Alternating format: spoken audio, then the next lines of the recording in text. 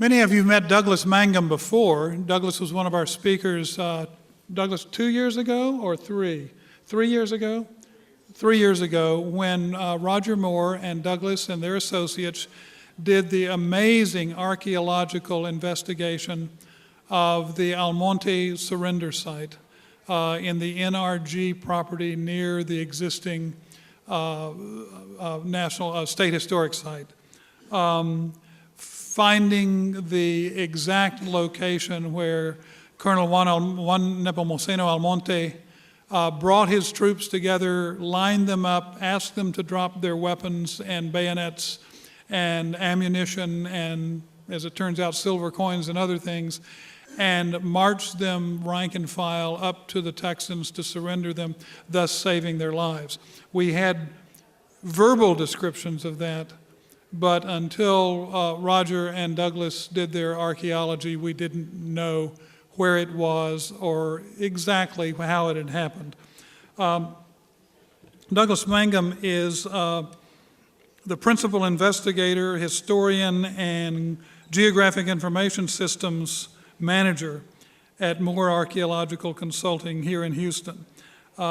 He manages all kinds of archaeological investigations, especially those at the San Jacinto Battleground. He does computer mapping, creating databases that are so valuable in keeping track of material and locating the discovery of new materials. His study of artifacts and historical evidence is going to be appearing in a chapter of the book, The Archaeology of Engagement in North America, to be published this year by the Texas A&M University Press. There is a link between archaeology and preservation, as Kristen made very clear today and by her very presence here. A link between archaeology, preservation, and interpretation, knowing what happened, when, and where, and how it very often varies from the accepted legends, the accepted monuments, the accepted commemorative statues. Sometimes these things are not exactly in the right place and sometimes don't even tell the story that the archaeology reveals. Douglas has assured me that he will speak for no more than 40 minutes. That was his decision, not ours. We did not do that to him. But what that means is that by about 3:45, we'll take a short break. I want you, if you have written questions, to give them to me during that time. And then immediately after the break, we will empanel our speakers, plus Jan DeVault, Greg Dimick, and David Pomeroy. And we will endeavor, after a few brief statements, to answer your questions. Please welcome Douglas Mangum.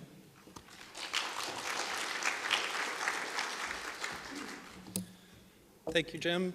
Appreciate the introduction, and good afternoon, everyone. I hope it'll warm up a little at some point.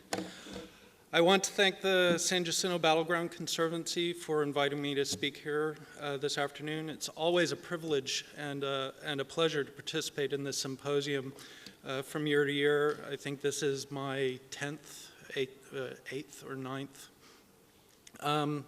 The continuing effort to learn more about the Battle of San Jacinto and to preserve the battlefield owes a lot to these symposia and the people who have organized them for the last dozen years. My topic this afternoon is the archaeology of the Battle of San Jacinto, what has been done, what is being done right now, and what we and others hope to do, and also what this means to our understanding of the battle, the Texas Revolution as a whole, and the people who fought on both sides of the conflict.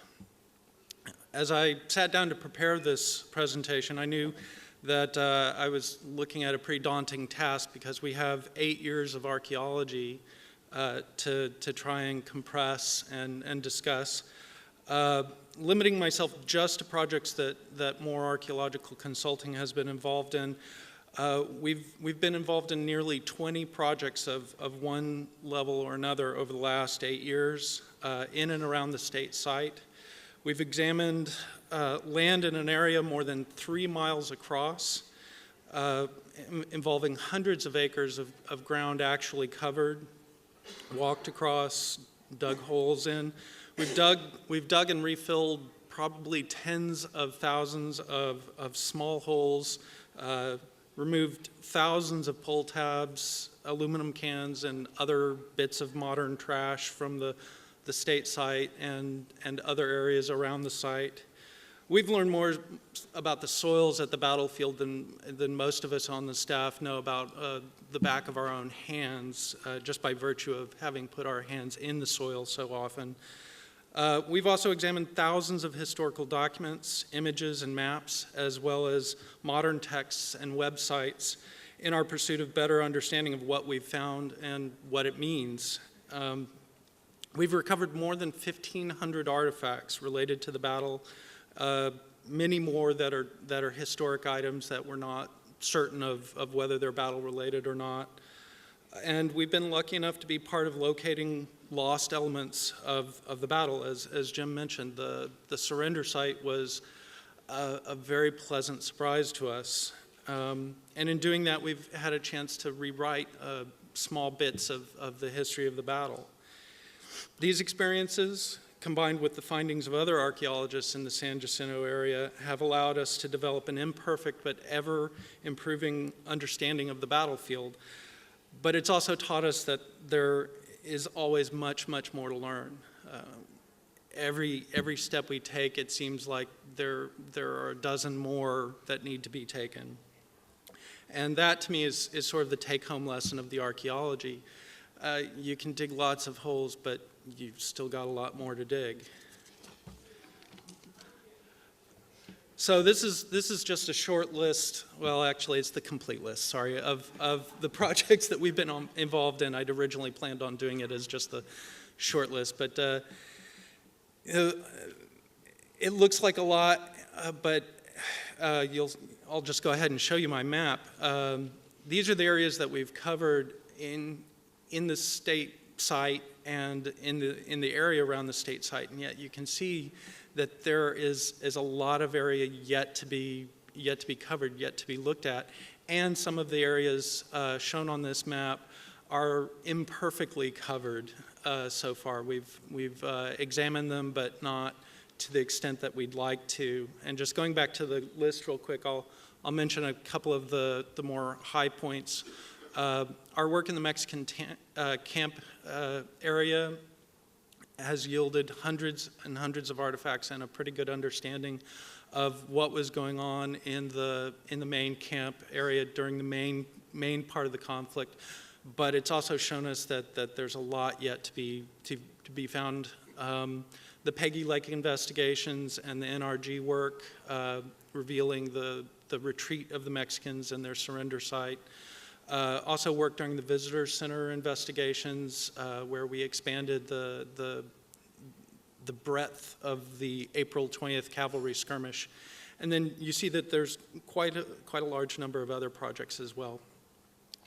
Actually, on the lower left, I'm particularly proud of our involvement doing isotopic analysis of some of the lead artifacts. This has allowed us to source artifacts to particular areas in Mexico or particular areas on the Mississippi River Valley, which were the two main sources for lead in North America at the time.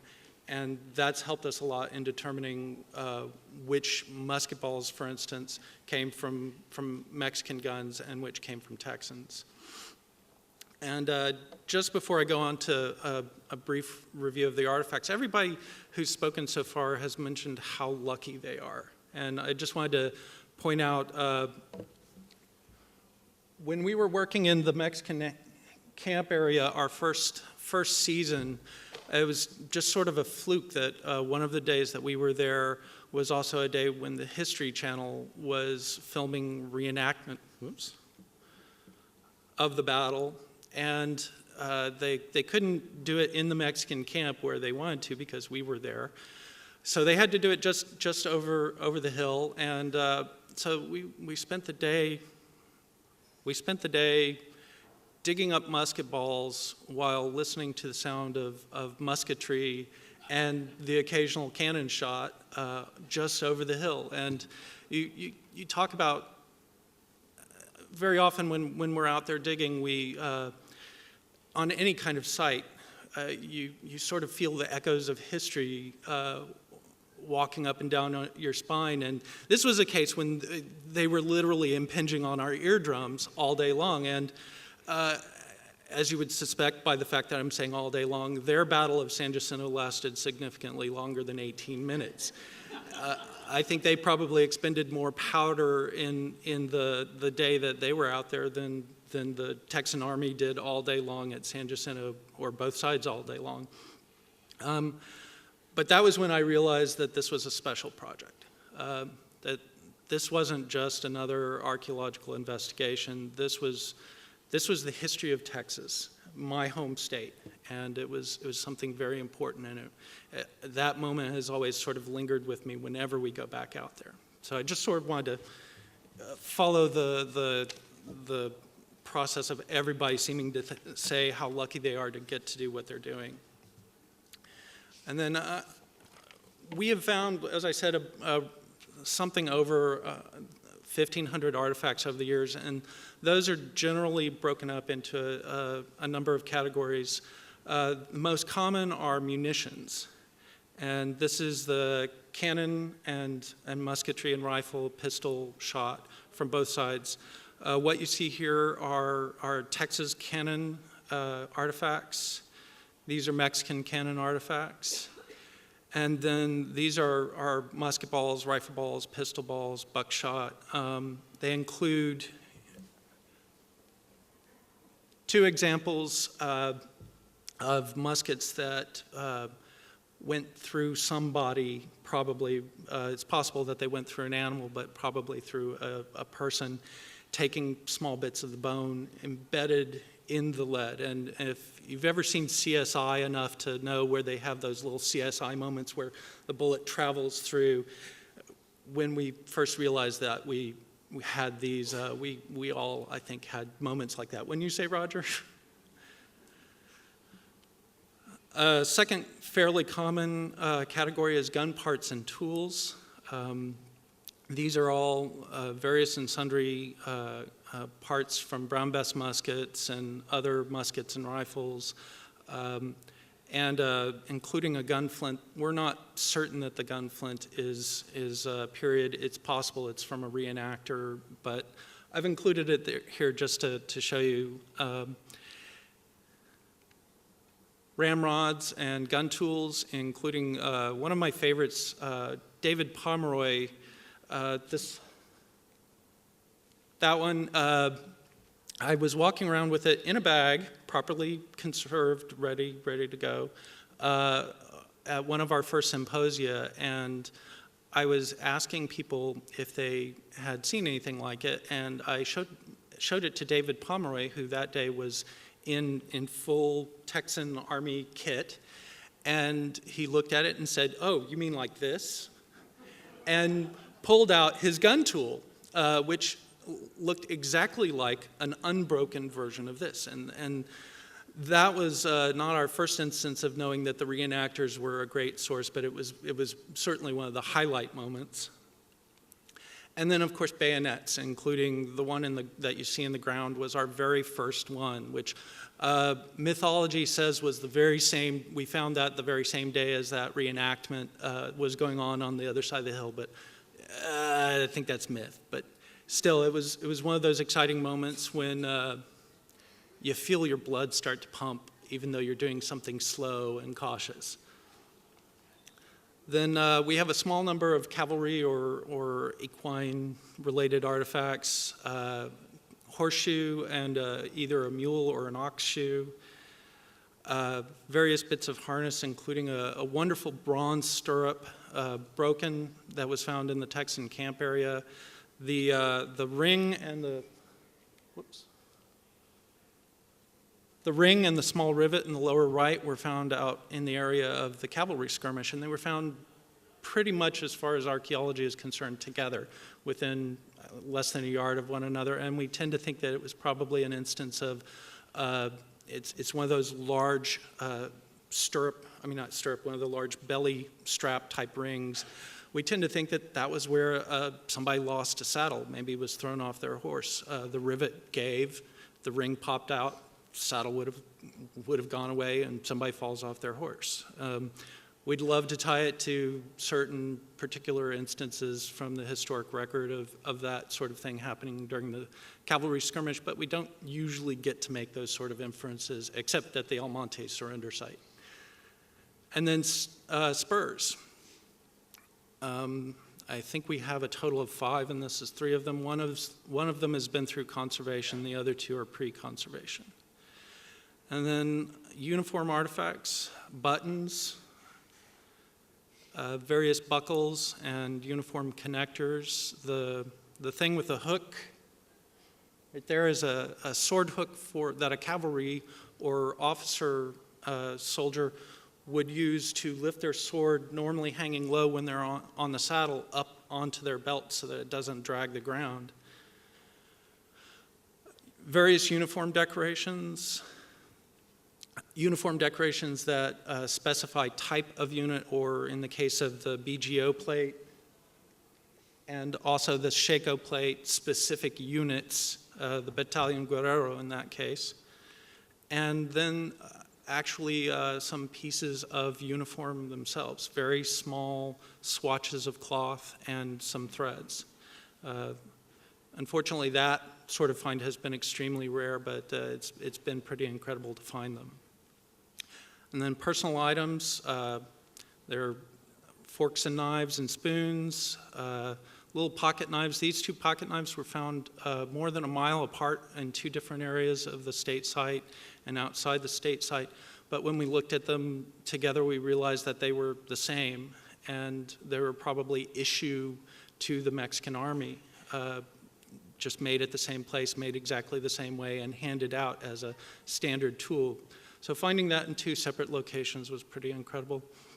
And then a very small amount of coinage, including the very strange piece you see at the top middle, which is a bronze Roman coin that we think was probably somebody's personal lucky piece worn around their neck.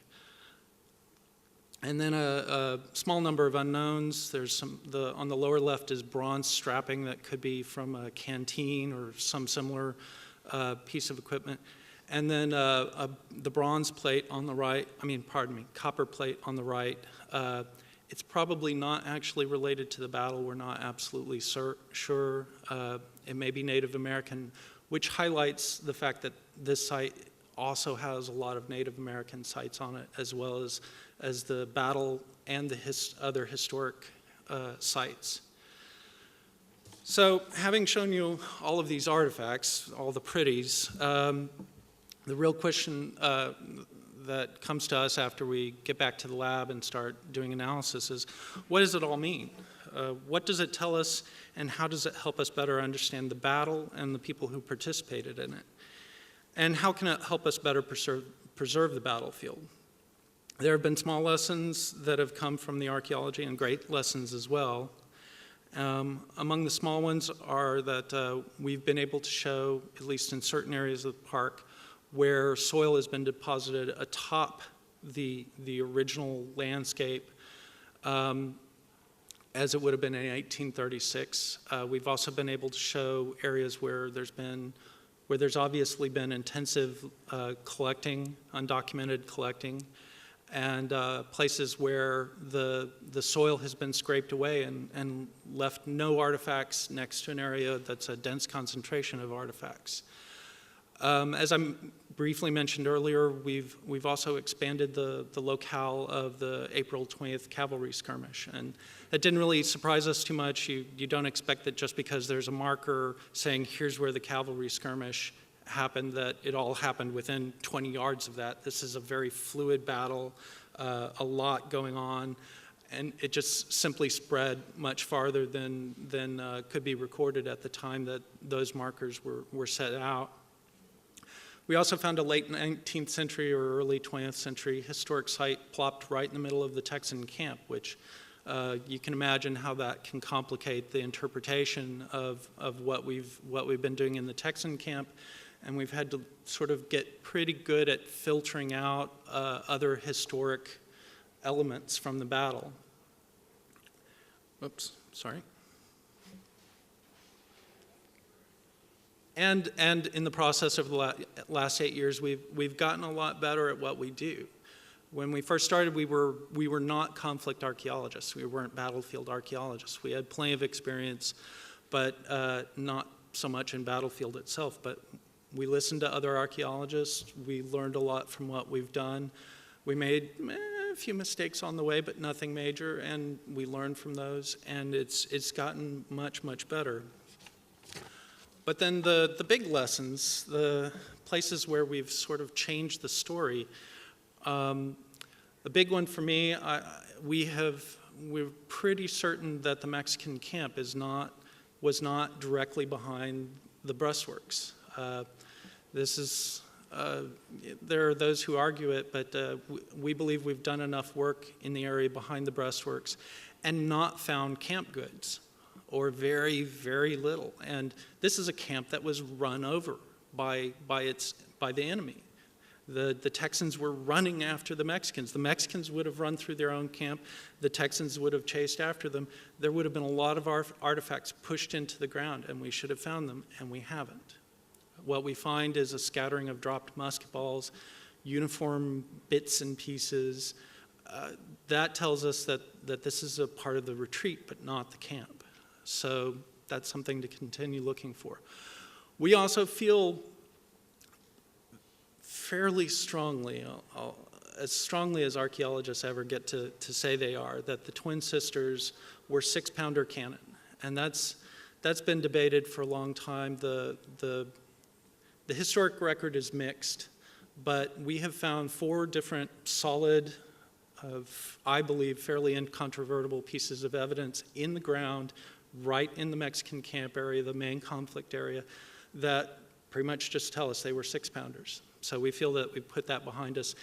And though I know at least Greg will disagree with me, and understandably so, considering where his research has led him, I think that the archaeology suggests, again, just suggests, that the golden standard, the Mexican cannon, was either an 8, 9, or a 12-pounder cannon, which, while that's still pretty generalized, at least narrows it down a bit. We've also found Mexican canister shot both in the prairie area south of the old limits of the state site and in the main park. And I know I shouldn't have said park. Sorry, Michael. The state site. And that pretty much has confirmed for us that the historic accounts that talk about the Mexican cannon firing first at the Texas cavalry that was displaying off on the Mexican left first, and then turning their cannon towards the infantry belatedly, that those are true. And we think that that actually suggests why the Texas casualty rate was so low. We've also located evidence of the Mexican retreat along Peggy Lake, and also obviously all the talk about the NRG site, the site of what is at least a major surrender locale of the Mexican army. Michael sometimes debates with us whether it's Almonte's surrender site definitively or not, and I'm willing to agree that there's always the possibility it's not, but Occam's razor sort of tells us that that was the largest recorded single surrender of Mexicans, and this was a large surrender of Mexicans. It's probably the Almonte site.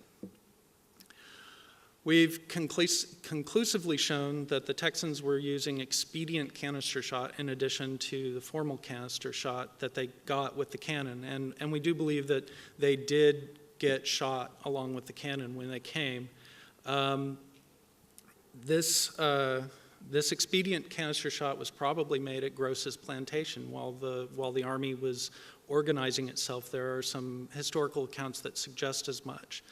And we're in the process of using lead isotope analysis to try and at least get close to a confirmation of that.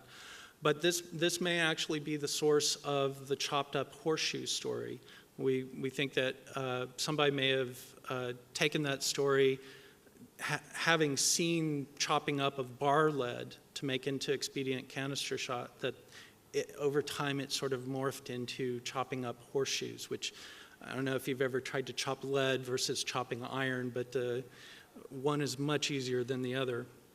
And it may also be why a lot of Texan accounts talk about them having fired both canister and grape shot. They may have been calling the formal canister shot grape, and this expedient chopped up stuff canister shot. And then as a result of this, we've been able to make our own recommendations for a sizable expansion to the National Register of Historic Places boundary for the state, for the site. The current boundaries are based on the limits of the park as it was in the 1960s, wasn't it, Michael, when that originally registered? 75. At which time the state site, and I think at that time it actually was called a park still, was considerably smaller, and our recommendations actually expand beyond the boundaries of the state site anyway. So the work we've done has also allowed us to identify patterning of artifacts both on a small and a large scale. On a small scale, almost often individual scale, we've found in place buck and ball shot, which some of you are familiar with, but some of you may not be. So it's basically they would add buckshot to their musket ball when they loaded their muskets to have a better chance of hitting somebody. We actually found these 3 buckshot right with this musket ball. And then also in the Mexican camp, we were able, with Dr. Doug Scott's help, to identify multiple musket balls that matched one another in mold seams, indicating that many of them had been made from the same mold. And that would suggest either that the Mexican troops were making their own musket balls by unit, or possibly that a lot of these musket balls had came from the same manufactory back in Mexico. This one, when we found this, I'll just tell you, it's a split musket ball. But we found both pieces, and we found them very close to one another. I think it ended up being less than a meter apart. And the only thing that could cause that sort of splitting would have been a very high speed impact on some sort of surface that had an edge, possibly a bayonet or a sword or a knife, possibly a sharp piece on somebody, something that had something of an edge on somebody's uniform. But probably it did that, split, and then hit the person who is holding it.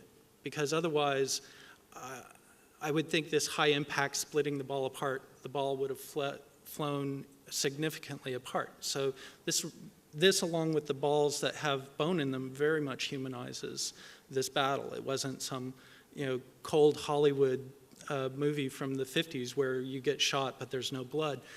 This was bloody work.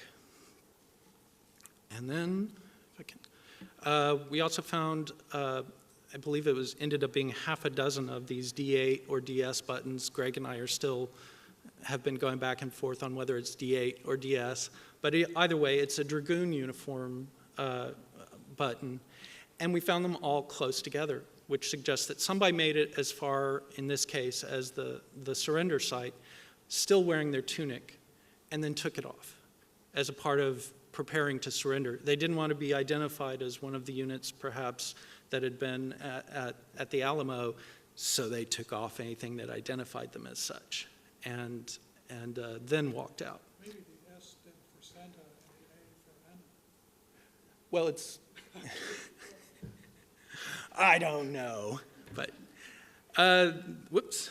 Then we also have large-scale patterns on a much broader scale, and these are the Mexican artillery and the Texan artillery artifacts that we found.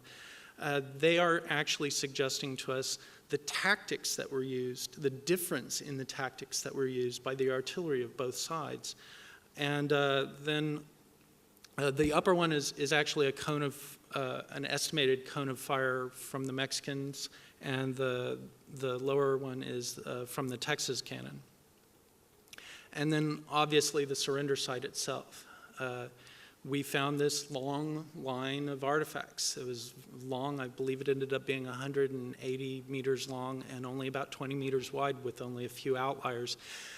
What would cause that? Well, we finally got a very good georeferenced version of a 1930 aerial photograph, which is what you see these artifacts laid out on, and you can see that they pretty much followed the old tree line. We believe that the little crescent cut out of the middle of this line was probably caused by the locals simply cutting trees for themselves, but the confluence of this line of artifacts and the tree line is just hard to miss once you have the right information sitting in front of you. And then, again, personalizing things, we've been able to at least infer both group and individual behaviors. Group would include large-scale dropping of the musket balls. Any battlefield of this era, you're going to find a lot of dropped musket balls as people panic or screw up while they're loading and drop one or two. Here it's anywhere from 90 to 98% of the balls, depending on the area we're in, are dropped as opposed to fired. And in the case of the surrender site, they're all in a line along the tree line. They were intentionally dropped, but also in the main state site, in the main combat area, we still have lots and lots of these dropped balls, and we think that this was more a process of the Mexican panic and also the Texans just racing after them. There was a lot of droppage. And then another item that kind of surprised us was that at the surrender site, we found one group of bayonets, 5 bayonets, all within just a few meters of one another. It's this little cluster right there. And we think that probably when they were in garrison and they were being disarmed for garrison duty, it was standard to drop set your musket down, but probably drop your bayonets in a pile. And we think that probably a small group of men from the same unit were following their habit. Then on an individual basis, again, talking about dropping of musket balls, but on an individual level, we found many of these clusters of musket balls. This one is the most extreme. I believe it actually ended up having 27. There are 23 or 24 in this picture, all in a tight cluster that pretty strongly indicated that somebody just dropped them or emptied out their bag. We've found, this is the extreme one, but we've found many that are 5, 8, 10, 12 shot. And we think that you would find dropped ones individually if it was accidental, but these seem to be indications of an individual dropping their entire bag or pouring it out. And then while I don't have a picture or clear proof of this, we do think that we've found evidence of people firing their ramrods. This is something that sometimes happened in battle when a soldier got too panicked to finish the process and fired their musket while the ramrod was still inside, and it travels out and can kill or wound people or just hit the ground. We found 2 that I tend to think that is what happened.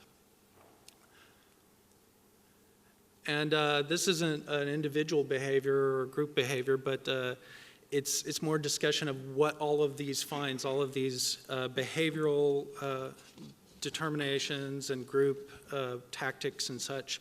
What it's told us is that it's very important that these artifacts be found and recorded in a very controlled way. In our case, we're using a total station.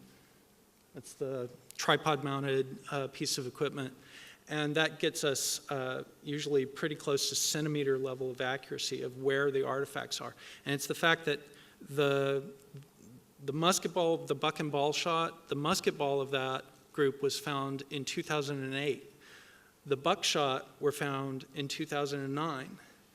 But I was able, in the GIS world, to take those 2 sets and put them together and see that they were right next to each other. And the only reason they weren't found in 2008 was we didn't have the right kind of machine to find those smaller bits of lead. We've also been able to identify differences in the technological levels of both sides, or at least indications of the technological levels of one side or the other.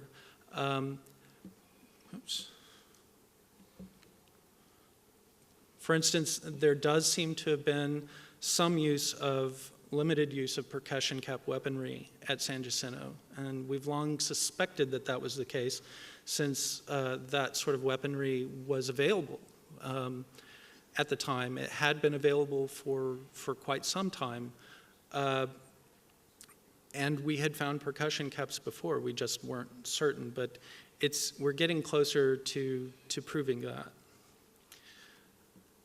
We've also seen differences in the technology that was used by the artilleries of the two sides, as well as tactics. And what we see is that the Mexicans were using a very distinctively older style of canister shot, which is simply a tinned iron can with a wooden plug or sabot, and they were using copper for their shot.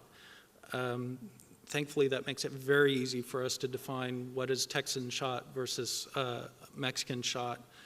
Whereas the Texans, on the other side, were using both a very modern and a much older technology at the same time. The canister shot that they received along with the cannon had been manufactured probably in Cincinnati and was a tin can. You can see the image here on the right. Unfortunately, on the screen it blurs badly, and I apologize for that. But it's the same general design as the Mexican, but it uses an iron plate at the bottom and an iron plate at the top, which imparts more velocity to the shot. It also means that we end up finding these canister plates in the battlefield area with dimples from those shots pressing against them as the shot is fired, leaving permanent impressions. But then they also had the expedient canister shot that I mentioned earlier, and that's these lead ingots simply wrapped tightly in a bag, probably put on top of that other canister to get extra impact when they were at short range, which is why we find this in the area where we have long expected we should find the Mexican breastworks. And then this isn't on both sides. This is just an indication of what cloth manufacturing was like in Mexico at the time, at least for uniforms. On the left, you see linen swatches. We're leaning now towards thinking that this was part of a shako cover. The Mexican troops were very Napoleonic in their gear, at least the permanent units, and you would often have a cover to protect your shako when you weren't knowingly marching into battle. And then on the right, some small cotton threads, and these are both being analyzed by I forget what she calls herself, a textile anthropologist. So, having talked about the past and the present, it's time to talk about the future a little. Some of the future and what we hope the future brings is about pure and simple dirt archaeology, more projects. But other things are less directly about the archaeology, but are still related. The most obvious elements of the future are the projects that we anticipate doing. Among these are more work on the prairie restoration. We had actually gotten started on that, but all the rain this winter, combined with the fact that the rain had prevented mowing from happening, meant we had to stall it out. Hopefully it'll start up again fairly soon. The Conservancy wants us to take a look at the O'Quinn property when it's time, and then we also anticipate some additional work in the Texan camp. The details on that are still being worked out. And then sort of our bucket list, wish list of what we'd like to do, things that we have theories about, but would like to test out, are more work around the surrender site. We do not believe we found everything. Just because we found a dense cluster of artifacts and not much around it doesn't mean to us that we've found everything. So we think that there's more there. We've long wanted to continue work in the Mexican camp, looking for the actual camp and trying to identify the line of the breastworks. As much work as we've done in that area, we simply have not found it yet. And then also, we believe that it would be a very worthwhile project to look for evidence of the cannon duel from April the 20th. The cannons of the two sides fired at each other for something like 2, maybe 3 hours. And there should be a considerable number of munitions on both sides from all that firing, but we just haven't had a chance to do that yet. And then related to archaeology is, as Jim mentioned earlier, I have a chapter, but Michael also has a chapter, Roger has a chapter, and I and Peter Price, who is our GIS consultant, have a chapter, and then there are a couple of others as well. A total of 6 chapters about San Jacinto in the book that's coming out. And it's about as close as we're going to come in the near future to a book about Texas, about San Jacinto archaeology. And it's actually expected to be released sometime in early 2013. We're also hoping, almost expecting to get to do an omnibus report covering all of the archaeology work that's been done so far that hasn't been reported on yet in the state site. And then, as I mentioned earlier, we're working on some more of the lead isotope sourcing, and we're anticipating writing an article with the Dr. Ketterer, who is doing the actual sourcing for us.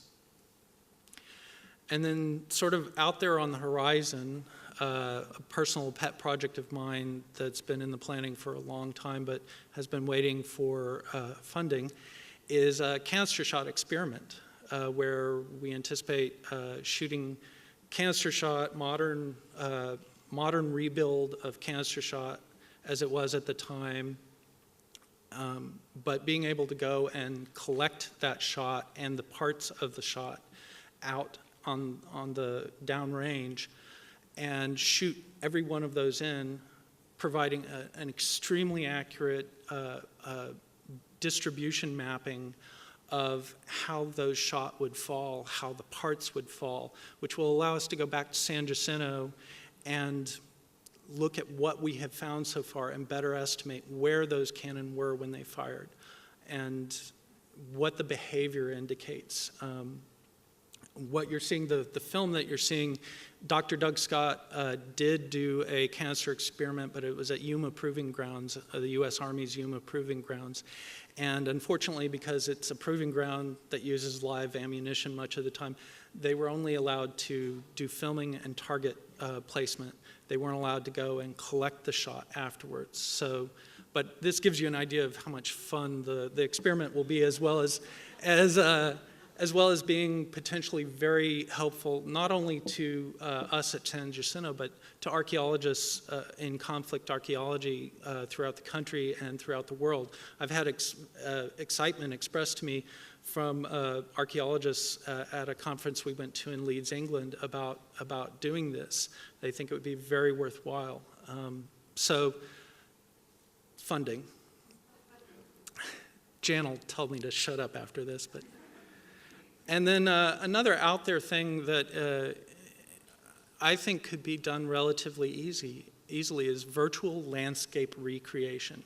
We are never in our lifetime going to see the San Jacinto monument removed. We may not see the reflecting pool removed or filled in. Even if we could get all of that, the truth is deflation and subsidence of the soil out at San Jacinto has dropped the landscape by 10 to 12 feet. And as Michael mentioned, lost us probably hundreds of acres of the battlefield along the edges, mind you. But that's not going to go away. That's not going to change. We're not going to see the battlefield in the real world the way it was in 1836.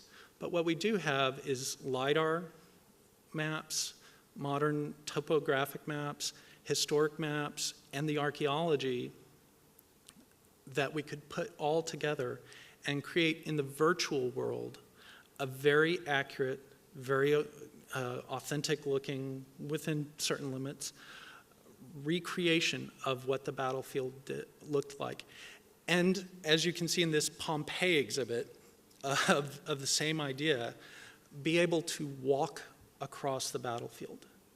Those of you who have done any sort of work in GIS or just played around with Google Earth know that there are all sorts of manipulations you can do flying over a landscape. We could do this very easily for San Jacinto and give everyone within a year or two the ability to see what the landscape really looked like. And you could even insert little men walking along and or place them at different points in the battle to give people a very realistic recreation of the battle. And then Roger and I are still hoping at some point to do a book that's purely San Jacinto archaeology. That might be kind of out there. It depends on how Roger and I move. And then we're always looking for and experimenting with new technologies, or hoping that they'll come out. Things that will help us improve our methods of examining the site and the individual artifacts. Oops. This is something I pulled from a website that's out there now. It's a new metal detector that combines virtual reality goggles with a metal detector and claims to be able to allow you to see what it is under the ground before you dig. And you know, you can look at that and kind of laugh, but the truth is that's probably, even if this version doesn't work, it's out there. It's going to happen. Somebody will create the technology. We're also hoping for improved software for post-processing of such tools as the EM63 machine, magnetometers, and ground-penetrating radar. This is Dr. Mark Everett from Texas A&M walking his EM63 machine over the battlefield. Turns out this machine is incredibly good at finding unexploded ordnance and buried architecture. Not so good at finding individual musket balls. It can actually be rolled directly over a musket ball and not find it. But he believes, and we tend to believe him, that given improvements in both the hardware and the software, that someday it will be possible. And then we'd like to use more electron microscopy to get details out of some of the artifacts. This is an electron microscope image and also X-ray spectrometry results from that mass of lead ingots that I showed you earlier. And this is where we were able to see that there are small flecks of iron embedded on that are probably representative of either the can that they were placed in or flecks of metal from the inside of the cannon barrel itself. As they passed out of the barrel, they picked it up. And then future technologies, anything from Indiana Jones's laser amulet to spacesuits. Who knows? Who knows what's out there? But the fact is, archaeology has already changed so much in the last 20 plus years. Who knows what another 20 years we'll see and what it'll let us do out on the battlefield. And here's where I'd normally put in conclusions, but the truth is I think I've already told you all of my conclusions, so I'll save the time and just move on to acknowledgments. It's very important to stress the fact that when I say we, I don't mean more archaeological consulting, at least not us alone. We have done a good bit of the work, we've done a good bit of the physical work, but none of this could have been possible without the individuals and groups that helped us all along the way. Literally hundreds of people spending thousands of hours of their own time to come and help us, and we simply couldn't have done it without them. We also could not have done it without folks like the Conservancy, Parks and Wildlife, the Historical Commission. These people are incredible, and they've supported us in so many ways. And then also there are some of our interdisciplinary team scientists who have helped us an awful lot, and I want to thank them all. And then I'd like to thank you for listening. Thank you.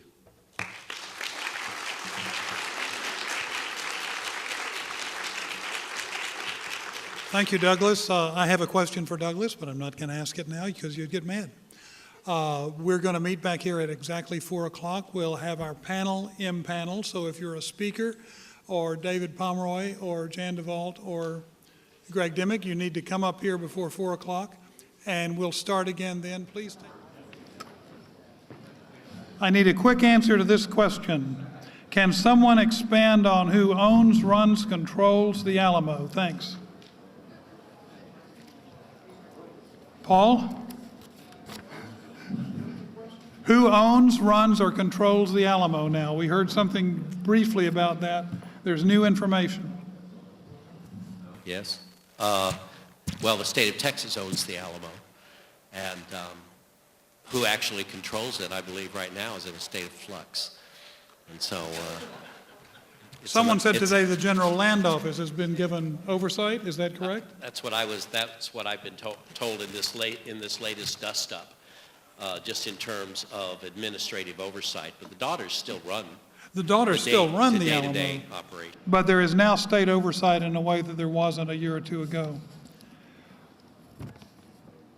Who would you contact to do volunteer archaeology? If there are volunteers, who should they contact? If you want to work as a park volunteer, Beth Tragus at the San Jacinto Battleground State Historic Site. She is the volunteer coordinator.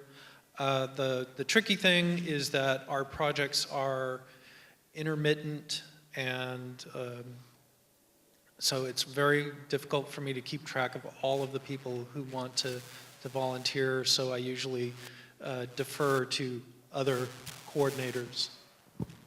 I would suggest contacting Jan DeVault. We have a archaeology committee that runs, and Jan will coordinate, and she'll know what projects are out there. Jeff, use the good mic, please.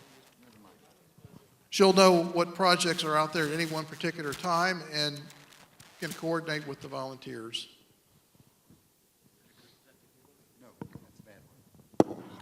Have any ceramic shards been found on the San Jacinto Battleground? If so, what are they?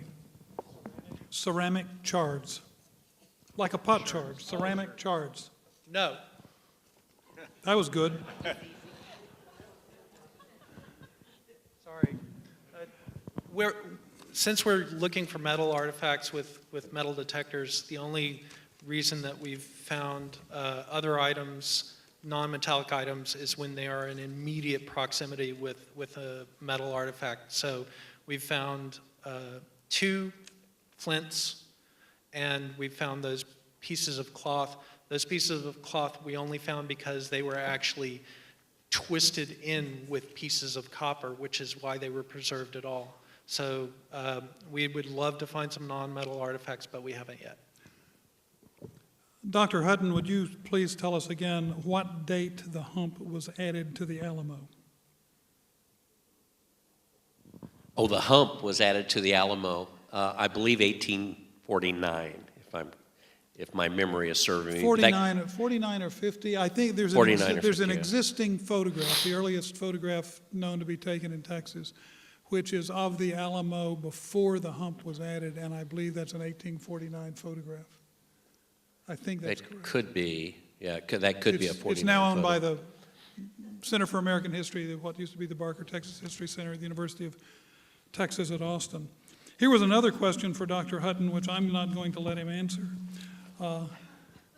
What evidence is there that suggests Davy Crockett was captured and executed? I'm gonna exert a privilege here and recommend that you read 2 things that I wrote. One is an examination of the best evidence there is, and that's the Dolson letter. You can find this in the Journal of the West, historical magazine, the Journal of the West, published in the spring of 2007. And it goes through that letter very carefully. Dolson was a bilingual Texan sergeant at the Mexican prisoner of war camp on Galveston Island. The other is a little book that came out recently. The first half of it is called How Did Davy Die, and was written by Dan Kilgore back in 1978, published in 78. The second, which the publishers gave, not me, is called Why Do We Care So Much? My subtitle would have been How Do We Know? And what I do there is to go through the Kilgore book, chapter and verse, adding some material, and showing that Dan Kilgore almost certainly had it right in 1977 and 78 when he argued that Della Pena's description of the capture and execution of Crockett was almost certainly correct. Paul, would you like to add to that, please? I just love your book. I do too. I keep it under my pillow.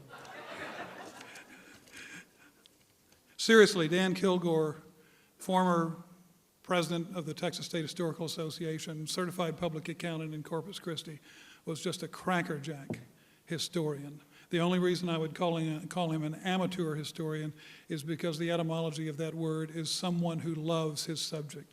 And Dan Kilgore loved his subject, and he was a very, very good amateur historian.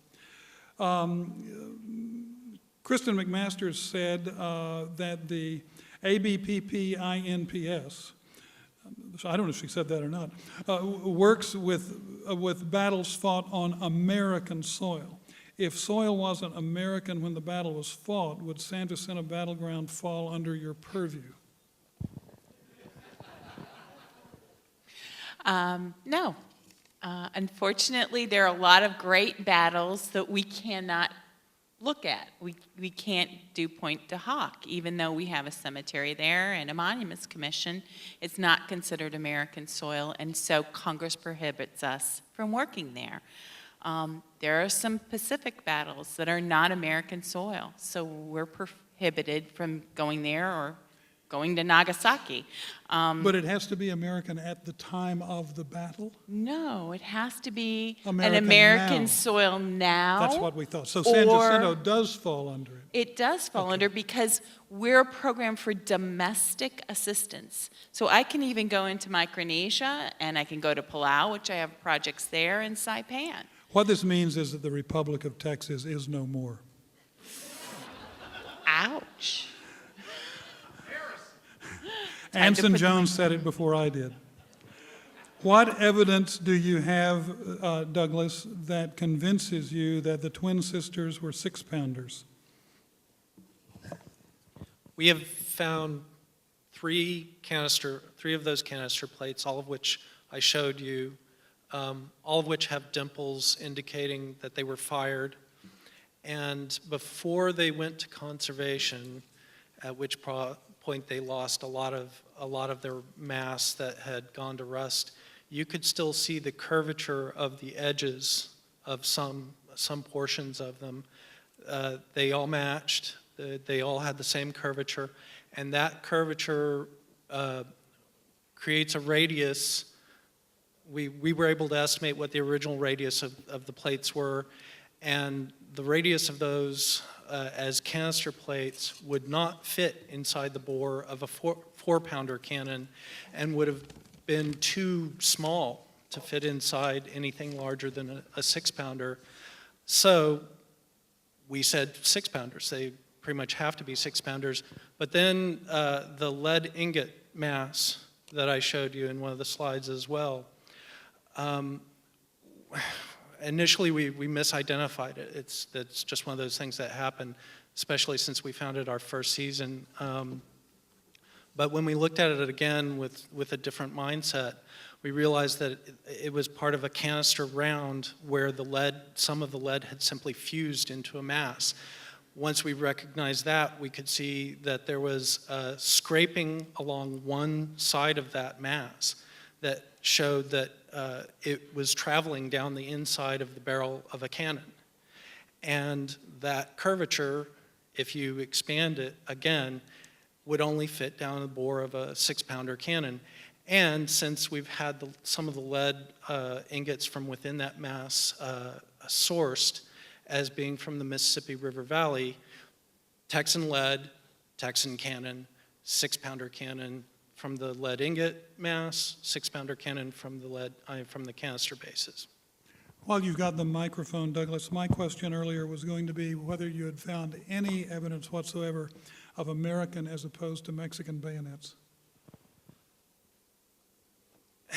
That's a tough one because we're not bayonet experts. Can All of the isotope work help on that? Well, unfortunately, right now the technology is not available for iron isotope analysis. As far as we know, we've Dr. Ketterer, who has done our lead isotope analysis and a small amount of copper analysis, has been looking into it, and so far he hasn't been able to trace it.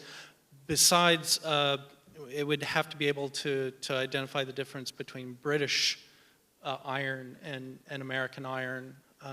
And as far as I know, during that period, there was actually still a lot of overlap.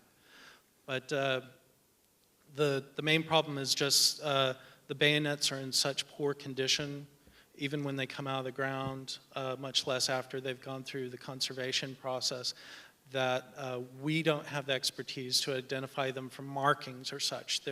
Somebody should go and look at them at Parks and Wildlife where they're permanently conserved, curated, and do an analysis of measurements and see for sure whether they're brown bess. We tend to think from comparing what we've found to some antique, non-collected brown bess bayonets that all but one probably are brown bess musket bayonets, but we're not certain. The reason this question was pertinent is because we had a previous guest several years ago, speakers the Walravens from Corpus Christi, who gave us their thesis that perhaps as many as 200 American deserters from Fort Jessup in Louisiana fought at the Battle of San Jacinto. There are reports of Americans with bayonets or Texans with bayonets at San Jacinto. Texan settlers did not carry bayonets. American servicemen did. And it becomes a pretty important point as to how many U.S. Army people in or out of uniform, in or out of service, were at San Jacinto.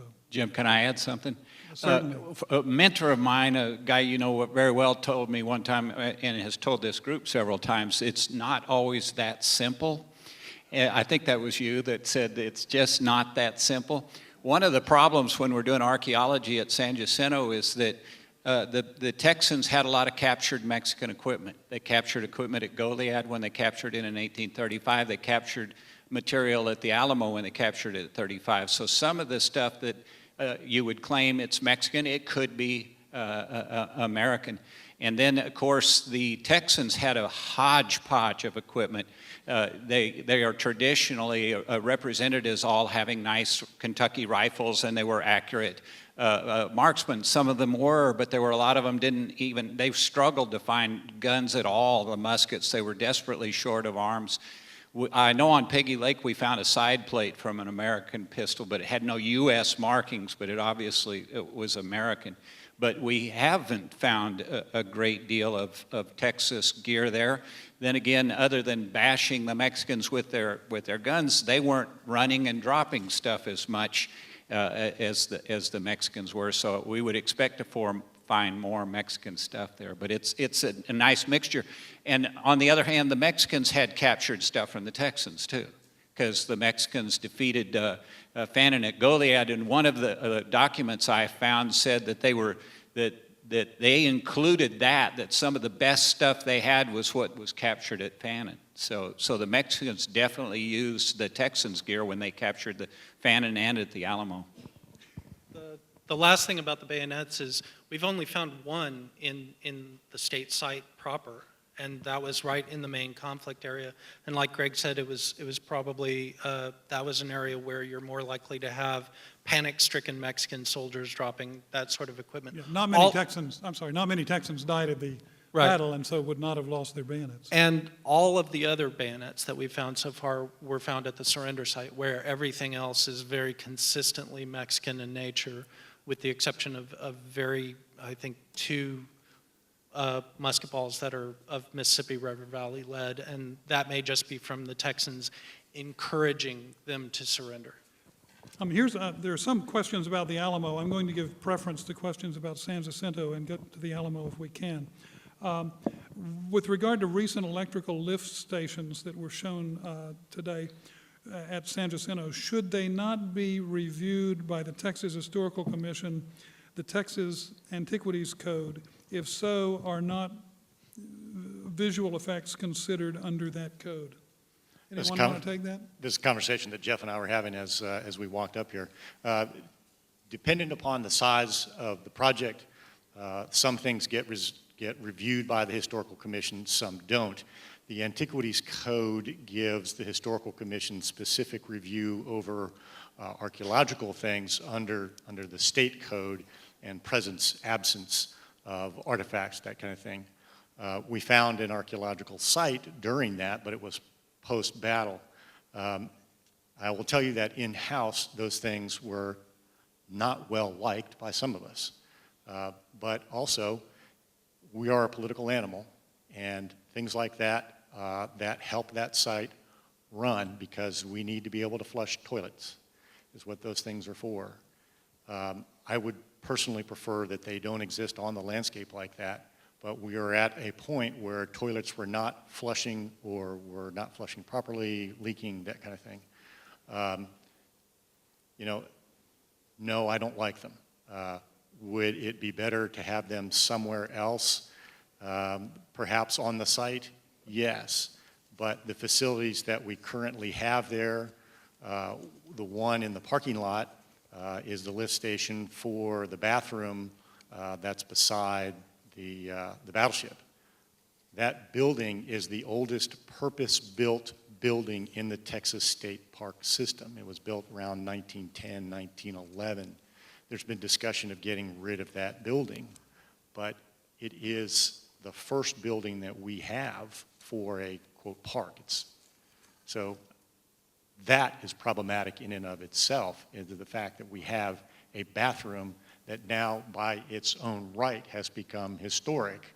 But because it's, I know it sounds crazy, but it's true.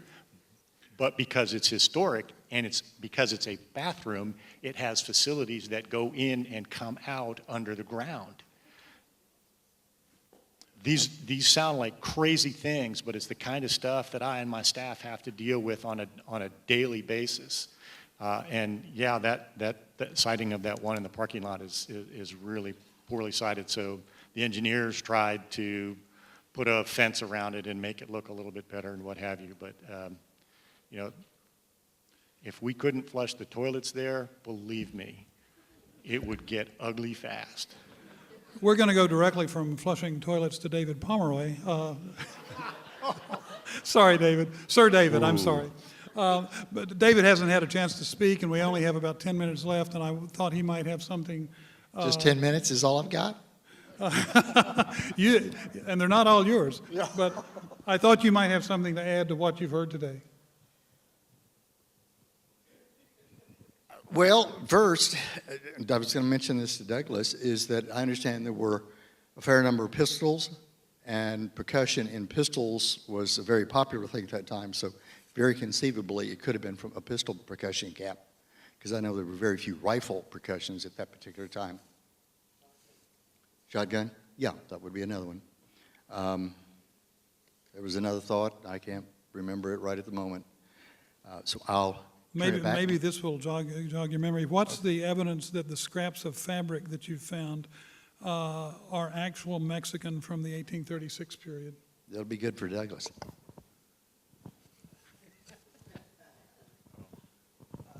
Well, all of the cloth that was found at the surrender site.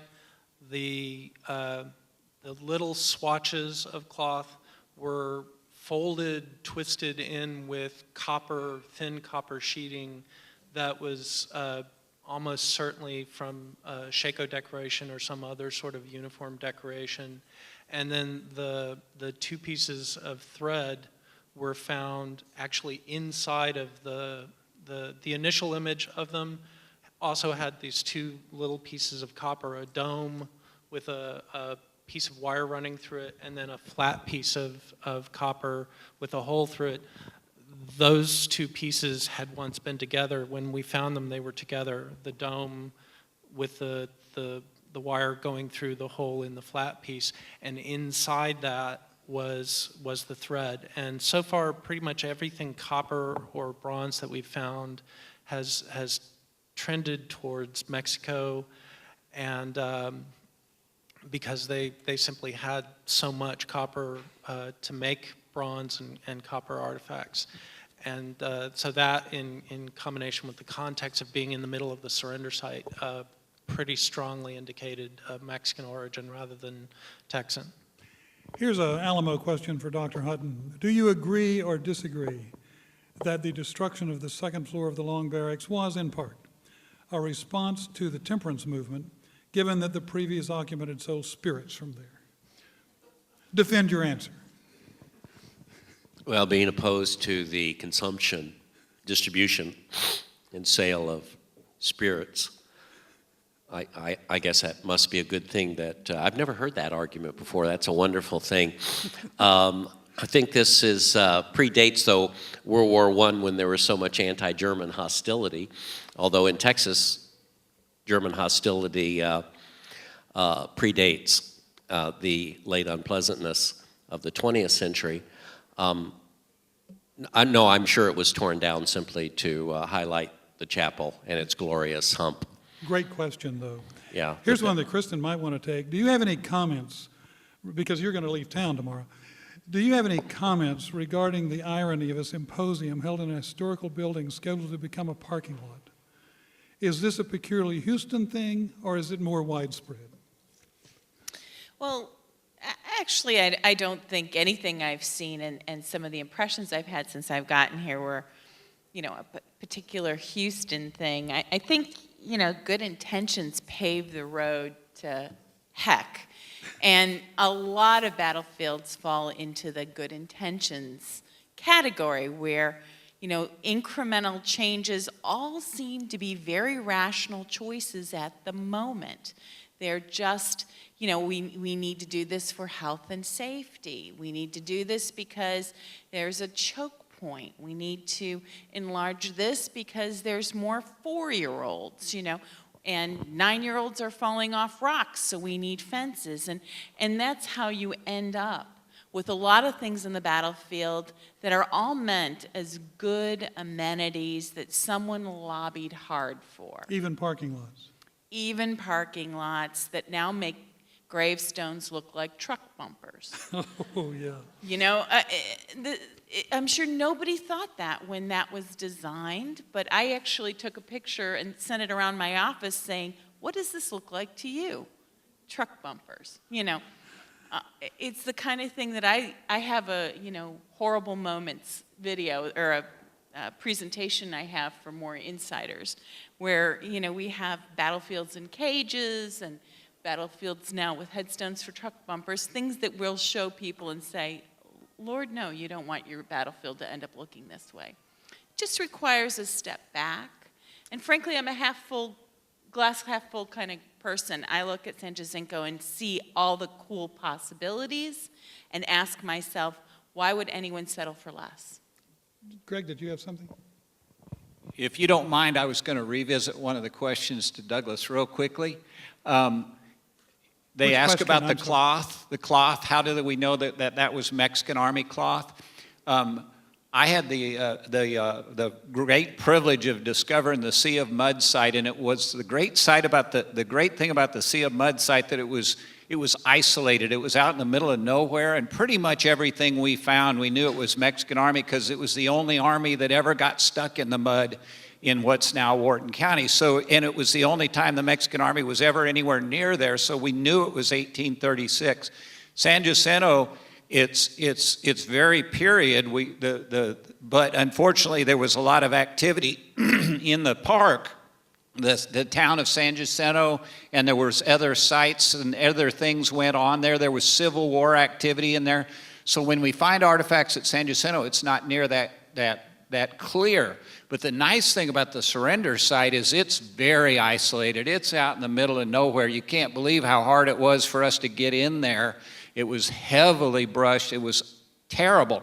And as far as we can tell, we call it the surrender site. I've said at the symposium 3 years ago, I would call it the disarmament site. I don't think that's where they surrender. I think that's where they disarmed.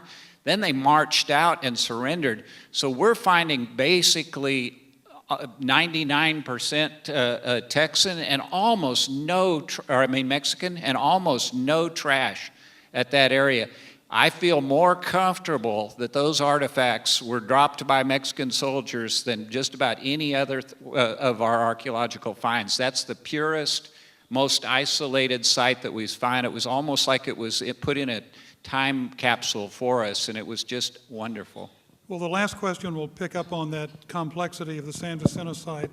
It asks to expand briefly on the 19th century settlement that was at the Texian camp. Jeff, you want to take that?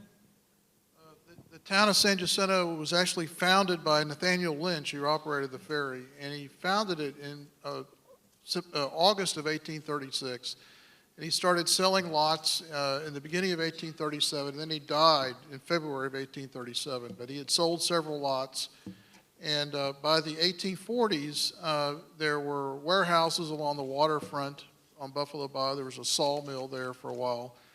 And it was during the Civil War when we had some of that activity that I had mentioned about the gun factory there, gun repair facility. And the town appears on maps. You can see it on maps from the 1840s up to the 1860s and 70s.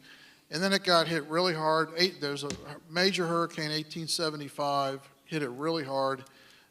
Then another hurricane in 1886 pretty much wiped it out. So there were a few people still living there in the late 1800s, including Ricardo de Zavala, who was the son of Lorenzo de Zavala. He actually had a house on the south side of Buffalo Bayou, and he actually corresponded with Henry McArdle when he was doing his famous painting of the Battle of San Jacinto. There's correspondence in the files where Ricardo is sending him descriptions of the battlefield and even photographs of the battlefield from the 1890s.